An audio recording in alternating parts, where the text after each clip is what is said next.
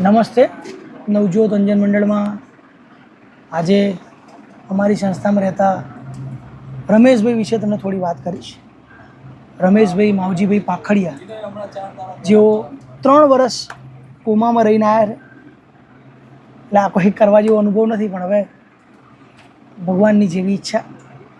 રમેશભાઈ કોલેજના બીજા વર્ષ સુધી ભણ્યા છે. 35 વર્ષની ઉંમર સુધી રમેશભાઈ દેખતા હતા. તમે એમની આંખો જોઈ શકો છો. એમના બંને આંખે કોઈ તકલીફ હતી નહીં, એકદમ દેખતા જ હતા. પછી સડનલી એમને કેન્સર થયું અહીંયા પાછળના ભાગમાં, અને એના લીધે એમની 2 આંખો જતી રહી. જ્યારે રમેશભાઈ દેખતા હતા ત્યારે રમેશભાઈ ફર્નિચરનું કામ કરતા હતા. એટલે મહિને લગભગ રમેશભાઈ કેટલું કમાતા? મહિને 35-40 હજાર રૂપિયા એટલે કમાતા. દર મહિને રમેશભાઈ 35-40 હજાર રૂપિયા કમાતા. અને 35 વર્ષની ઉંમરે અચાનક દેખાતું બંધ થઈ ગયું. 35-40 હજારની આવક બંધ થઈ ગઈ. 15-20 લાખ રૂપિયાનો ખર્ચો થઈ ગયો. પછી આજે એમની ઉંમર કેટલી છે રમેશભાઈ? 46. આજે એમની ઉંમર 46 વર્ષ છે. એટલે જિંદગીના 10 વર્ષ આમ તેમ આડાવડા થઈ ગયા.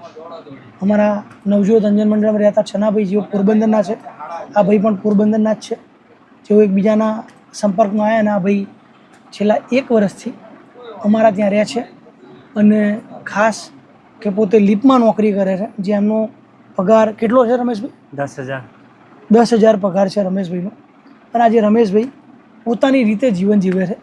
નવજોત અંજન મંડળમાં આવીને એમના જીવનમાં એ ફરક પડ્યો કે પહેલાં જ્યારે રમેશભાઈ પોરબંદરમાં રહેતા ત્યારે પોતે અવરજવર નહોતા કરી શકતા, અને અહીંયા આવી એમના જેવા અંધ ભાઈ બહેનોને મળીને આજે આખા અમદાવાદમાં પોતે એકલા ફરે છે. દરરોજ સવારે પોતાની રીતે જ નોકરી જાય છે, અને સાંજે પોતાની રીતે જ નોકરીથી આવે છે. વેસ્ટર્ન પાર્ક એટલે SG હાઈવે ઉપર આવેલું ગુરુદ્વારાની પાછળ જ છે. અને નવજોત અંજન મંડળની એક નાની કોશિશથી રમેશભાઈના જીવનમાં ઘણું પરિવર્તન આવ્યું છે. એમના ભાઈએ એમનો ઈલાજ કરાવવા માટે લગભગ જમીન કેટલી વેચી નાખી? જમીન 10 વીઘા.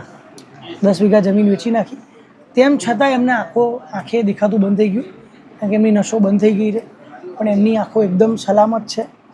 આંખોમાં આમ કોઈ તકલીફ નથી, પણ નસો બંધ થઈ ગયાના હોવાને કારણે દેખાતું નથી.